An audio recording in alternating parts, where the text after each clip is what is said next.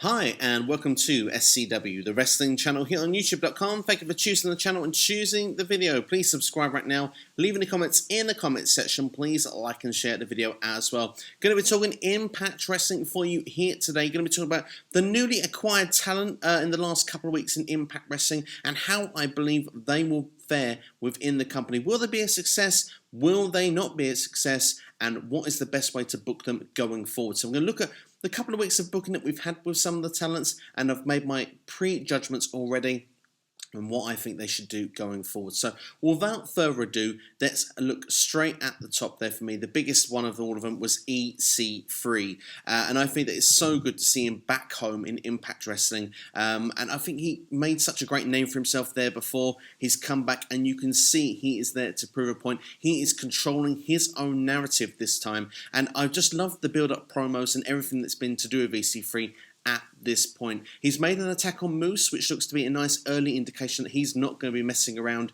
and he himself is a former TNA World Heavyweight Champion. So EC3, of course, has a lot of history there with that championship. And of course, it's been quite a popular brand since coming back earlier this year. So I think it's an interesting way to go forward with EC3 to start this against Moose. And I'm interested to see where it's going to go. Now, do I believe EC3 is going to be a success? I feel that this one, you and me, it's a no-brainer. I do think that it is going to be a success for EC3. Of course, he's perhaps not the best booking in WWE, but he's come back completely fresh and reinvented his character, and I think that it makes him stand out in the pack. And it wouldn't surprise me if he was towards the top of the card the soonest of all the guys that have come into Impact Wrestling from Slammiversary and of course just after. So I'm expecting big things from EC3. I'm excited to see where the character goes, where this narrative that is controlled by him, how is he going to control it, how is he going to take it forward. It's very exciting. I can see him as an Impact World Heavyweight Champion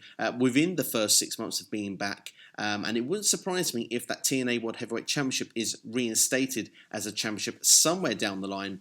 Certainly, him and Moose could have an interesting program as well. So I'm looking forward to seeing what that will bring.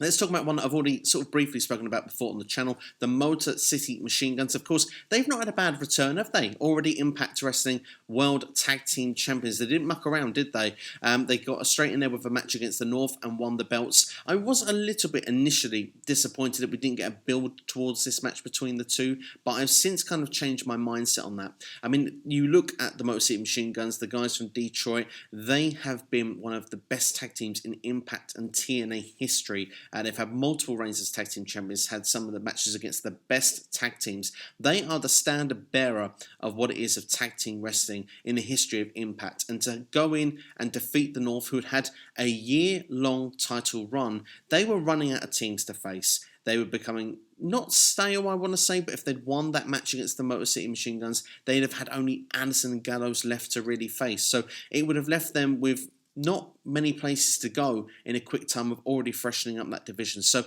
it gives a chance for the North to reevaluate, to replan, and to come back stronger next time. And I think that that's an exciting thing. We've got a new direction for this tag team with Ethan Page and Josh Alexander, while we have a tag team that has been very well established, comes back in, goes towards the top of the card, and hopefully in time will be putting over this younger talent, because they come in, they beat the Rascals, they beat the North, and you could say, well, come on, these guys were around 10 years ago, they should be putting over the newer talent. Well, if you look, and not to reference WWE, but if you look when the Hardy Boys come back at WrestleMania 33, a big pop, a really big deal, they won the Raw Tag Team Championships straight away, but within about 3 to 6 months, what were they doing? They were putting over other tag teams. They were showing their established reign as a top tag team throughout their run in WWE, same as what the Motor City Machine Guns are doing now in Impact Wrestling. And over the course of 3 to 6 months, they can make these tag teams that are in bigger than what they already were, because I think that's what their job is there. I think they can have a successful run as well. There's no reason why they can't continue to win matches, both of them. They still are fairly young, really, in consideration, even though it feels like they've been around for a lifetime. But I know Chris Sabin's had a couple of really bad injuries, so providing he can stay off the treatment table, I can see it being a very successful return for them here in Impact Wrestling. The other tag team, of course, let's talk about Doc Gallows and Karl Anderson after what has to be the most bizarre pay-per-view I saw on the weekend with these two. I thought it was a lot of fun though, and hopefully there will be some form of sequel going somewhere down the line. A lot of Impact talent as well was involved on that pay-per-view, but let's talk about the Impact Wrestling role that they should hopefully be providing. They are the star power. They were arguably the world's best tag team. They had a trophy to show for it. They were involved in the WrestleMania main event. You could arguably say that they left on not a bad place to be in WWE, where they have a lot of credit and a lot of value and what they can bring to Impact Wrestling. And I think they're two very talented guys. I believe that they'll be also competing in Japan as well when they can get over there and perform in the Tokyo Dome again. And I think that it's going to bring a lot of eyes to the Impact prize. Could they actually initiate maybe a partnership again with Impact and New Japan? Who knows? Stranger things have happened. I know that New Japan has not really necessarily been keen on the idea in recent years, but maybe we're under new management, new direction from those days,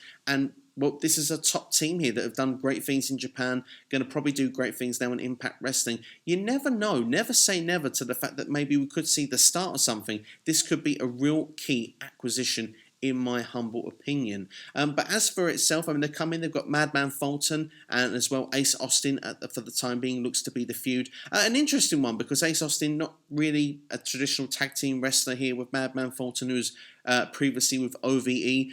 It's sort of an interesting way to start off because it feels like a big deal here. I mean, Ace Austin was in the main event of Slammiversary going for the championship, and Madman Fulton is heavy behind him as well, kind of got that Shawn and Diesel relationship. I think that this is definitely a meaningful program.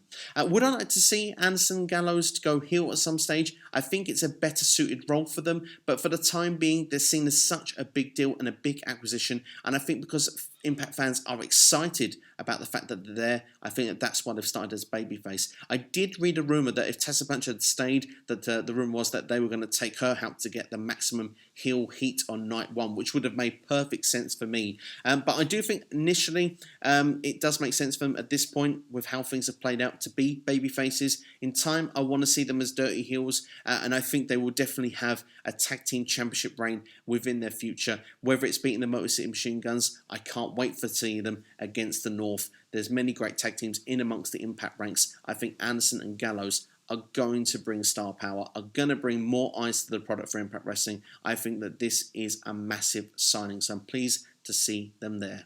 Next, let's look at the world-class Maniac. You know who I'm talking about. That's right, Mr. Eric Young, who I must admit has felt like he's vanished for the last 2 years when it comes to, WWE programming. He could have offered so much when he was part of that Sanity stable, but they broke up, didn't quite work out.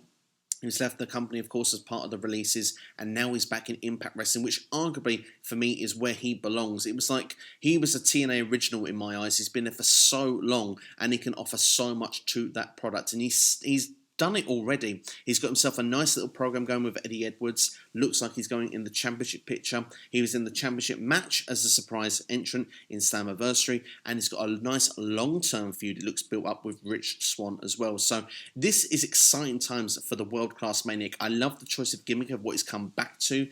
And if anyone had actually forgotten, he's quickly shown you what Eric Young brings to the table. I mean, I love the spot of what they did with Rich Swann at Slammiversary. Like I say, that is a long-term feud built there. Rich Swann had been out for so long, and he looked like he'd more or less destroyed his leg again, to the point you just thought, wow, what a hot angle we've brought here initially with Eric Young. He's now got Eddie Edwards, saying he's going to do things on his time. Well, let's talk about the timescale of Eric Young. I think that he's definitely got the tools to go back to the top. I really do. I have such belief in Eric Young that he could be a future world champion within Impact Wrestling. But here is the difference between him to EC3. We can't ignore where he's been and what he's gone through. And even though initially we've already seen, wow, we remember what Eric Young can do, what he brings to the table, he needs to actually lose this first match with Eddie Edwards, in my opinion. Whether it's the fact that's when Rich Swann returns to probably set up the match, maybe for Bound for Glory, we'll have to wait and see. But he's got a great program built there with Rich Swann, and he can build himself back up. He's started towards the top end of the card. He can stay around that upper mid card to just lower beneath that main event level, and he can build himself up. And I tell you, over a course of 6 months, if this Eric Young is presented and portrayed to us the way it's currently being done, I can't see why in 6 months you're not looking at a potential guy that would be ready to go back into the main event picture, full time in the main event picture, and perhaps even within the 12-month span could be world champion again. I really look at this as an exciting proposition here with Eric Young.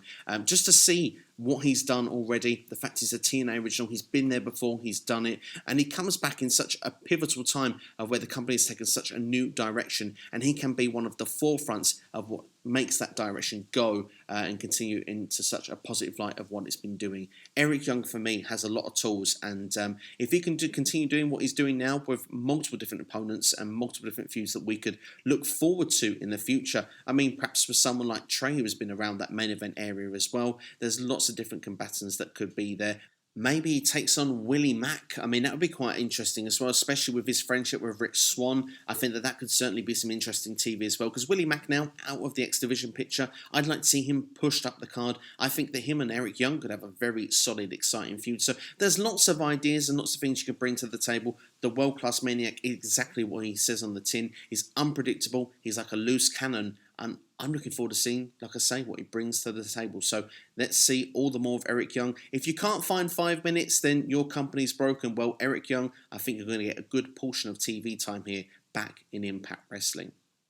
Let's talk about Brian Myers for us next now. This is an interesting one, of course, formerly Kurt Hawkins, because he, like the others, has come in from the WWE releases, but his most famous gimmick that he had was, well, a losing streak that went on for around about 2 years. Now, I know what you're going to tell me. He became a Raw champion as well. The tag team champions was Zack Ryder before he did go out, but at the same time, you have to remember that people are going to remember him most for that losing gimmick. So if he comes in and goes straight towards the top of the card, it's not going to work. Now, what I love is the video package we've had with him where he's talked about opportunities. You've got to wait for your turn. And, you know, the idea of that he actually has to make his own opportunity and he has to take things for himself. I really like this idea and prospect with Brian Myers. But like I said to you, if he comes in and starts winning matches, I'm not going to lie, this may look slightly bad on the Impact roster that we've got. We don't want it to look like a weaker product compared to where he's been previously. So this is what I would do, because I think Brian Myers could be a success here.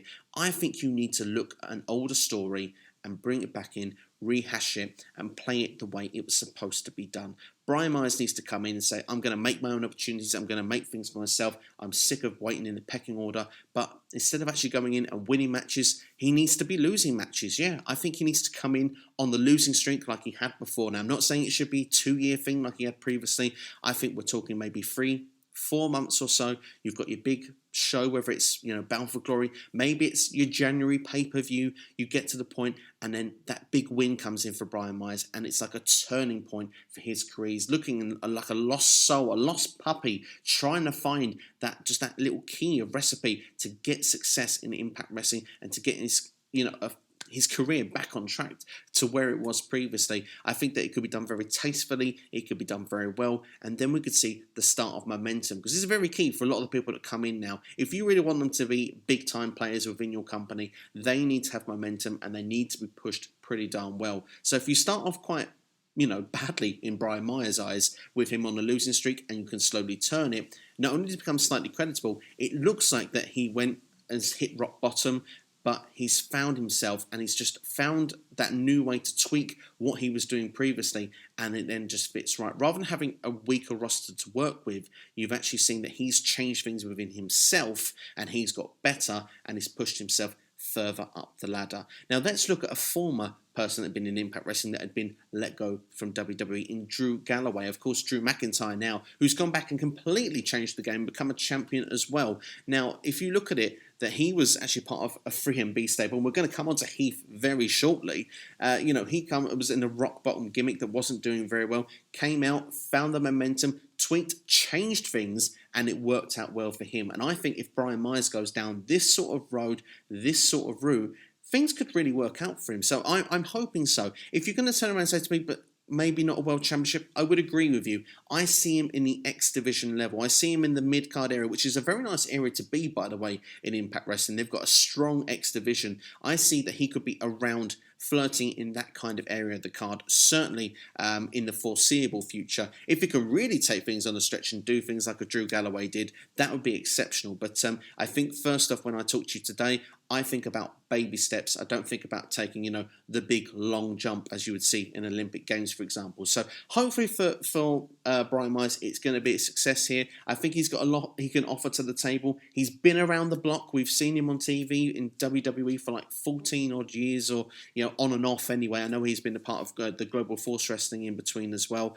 But it'll be interesting to see what will happen with him now he's back in Impact. I think personally we should face the facts, and that the way I suggested is the perfect way to book him. I think it would strengthen his longevity if he can do that, and I think that people would really get behind him. Last but not least, I mentioned Heath, good old Heath Miller, because we can't say Slater anymore. Heath has come in, and I just love the gimmick. I mean, Heath is a likeable guy, and even though he's been a really mistreated talent as well in WWE and treated like a jobber, he's had moments where he's really got over with the crowd. He's likeable with those sort of ways he's done where, I Got Kids, and got himself into that great tag team, become the first SmackDown tag team champions with Rhino. He did a great promo when he had actually left the company with Drew McIntyre. Let's forget he lost in a few seconds to a Claymore, but still, he's got something in there. You can see there's something there with Heath. And I'll tell you what, he's put on some bulk as well in this time in between where he's been, laid off from WWE. He is looking to try and do the Drew Galloway way. Now, I love the fact that he's not signed to Impact. We've got a storyline initially put in there for him, kind of almost like he was forgotten, like in a brand split, maybe so to speak. You really took to the keys of what, those little hints that make Heath that likeable guy and what makes us invested and interested in that storyline. He's got an upcoming match with Moose. Yes, this has been pre-recorded if you are seeing this after the current Impact episode, so you'll know the result if I don't. I think Heath should lose that match to Moose. I'm going to be honest, because Moose is seen as a top guy. Heath, not just there yet. I think he should have to really find a way to get in, unless Rhino is the assistant of what gets him that Impact contract. That's the only way I think that way would work. I want Heath, though, to be where he sort of seems fun-loving at the start. Maybe if Rhino is the guy to get him in, I want to see Heath to be a badass. I want to see a turn and a serious side to Heath. I want to see where Heath knows that he's let things go, and he's going to, almost the same as an EC3, control his narrative going forward, but in maybe a slightly different way, more of a heelish way. Maybe the fact that he turns on Rhino after Rhino helps him get in the door, and then throws himself towards, near that main event program. Of course, again, time will tell. He needs momentum. He needs booking well. But I like the way with where this storyline is going. I personally would like to drag it out to Bound for Glory, just personally for me, for them to be signed, and then where they can push it going on further, just because of the fact that I think it's quite interesting with what we're seeing at the moment with Heath as well, and with the pandemic thing as well, the fact that he's not supposed to be in the arenas, come on, get out kind of feeling. And because the more we see him, being told that he shouldn't be there, the more we're kind of feeling like, well, no, we want Heath there. You kind of get that sympathy, you get behind the character. Maybe Rhino, like I said, eventually helps him where he's there, and then bam, turn on Rhino. Have that moment where actually you think, well, hang on, we really wanted you there. Rhino got you through the door, and then you turn on the guy that really got you there, and it could be the slow start of momentum to push Heath towards up the card there. And I think that certainly would be interesting. I think he's got a believable look about him as well. He's got a good size as well now, as I say. I think he's someone that could be pushed in and around that main event spot, even if it's not something that you would see in the early part of his Impact tenure. But I think he has, again, a lot that he can bring to the table. It's a fantastic promo. He's good in ring. He's really not been in ring that long. I've actually forgotten his finishing move. It looked like he'd done a similar move, like a zigzag, which I'm sure was kind of his finisher in NXT back in the very early rookie days, if I'm not mistaken. Maybe he's going to go back down that road, and it would be good to see, because a lot of people have said good things about Heath through his career. I remember watching a documentary on the WWE network not so long ago about the Florida Championship Wrestling and how he was seen as one of the top guys down there. It's kind of a shame to see that it didn't carry on momentum with his career up to now, but I think here Impact, they're great at their booking. I think they can take Heath, and I think they can make something here. So I've got belief in it. I really do. I like to think that all the talents come in. I think there is potential to make some stars there, and it just involves good momentum, good creative, and not rushing some of these people to the top. I think the only ones that can be rushed, if you look at the whole talent pool there of people come in, I think at EC3, because of the fact that he's just completely reinvented his character, full stop. He's not even like the guy that he was before in Impact or anywhere else for that matter. And of course, Anderson and Gallows, for me, big time players. They, arguably you could say that they left WWE on a high spot, and they are continuing to, ride that wave of momentum. So it wouldn't be surprised to see them in those top spots early. Motor City Machine Guns arguably already in their top spot to where they can be, of course, because they're already the tag team champions. But like I say, I think they can benefit the company by making the other tag teams look stronger in the coming months. But that's all from me anyway. That's my feelings on the signings that have come into Impact. If there are any more that come in the foreseeable future, maybe I'll give my feelings on the direction of that as well. I'd love to know your thoughts of the guys in the comments below. Do you think there'll be a success in Impact Wrestling? How would you like to see them booked? It certainly is an interesting topic, and I would love to know your thoughts. But that's all from me anyway. Thank you for watching. Make sure to check out the Q&A, of course, comes up every single week. The latest one is on right now for you to go and check out. And yeah, enjoy Impact Wrestling. Enjoy Wrestle House. I've had a few discussions on that in the most previous videos as well, so go and check them out, whether it's This Week in Wrestling or, as I say, the latest Q&A. So go and check those out. But thanks for watching. Share and spread the word to a friend. Subscribe if you haven't already. This is SCW, the wrestling channel, here on YouTube.com. Take care and have a great day.